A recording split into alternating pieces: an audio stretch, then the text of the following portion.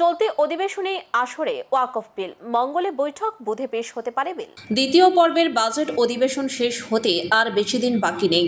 তার আগেই সংসদের এই নতুন বিল পাশ করাতে উদ্যুক্ত মোদী সরকার।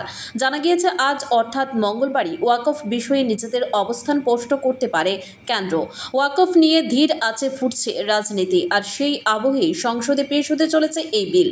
গত বাদল অধিবেশনেই ওয়াকফ বিল সংসদে পেশ করে শাসক গোষ্ঠী, কিন্তু তা পেশ করাতেই উত্তাল হয় পরিস্থিতি। বিল নিয়ে আলোচনার জন্য একটি জেপিসি বা যৌথ সংসদীয় কমিটি গঠন করা হয়।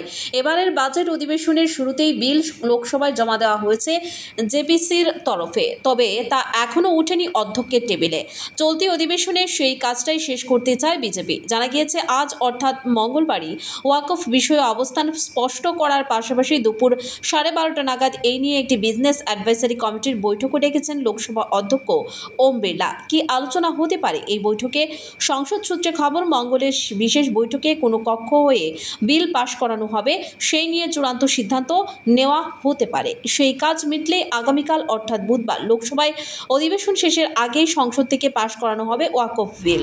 সূত্রের খবর, বিল পাশ করাতে ইতিমধ্যেই দলীয় সংসদদের 100% হাজিরা নিশ্চিত করতে 3 লাইনের হুপিও জারি করা হয়েছে বিজেপির তরফে। এই প্রসঙ্গে সংসদের পরিষদীয় মন্ত্রী কিরেন রিজিজু জানাচ্ছেন, সংসদের কাছে এটা আমার বিশেষ অনুরোধ, যখন আমরা বিল আনার পরিকল্পনা কষেছি তখন সময় আলোচনার জন্য তাদেরও 100% উপস্থিতি প্রয়োজন।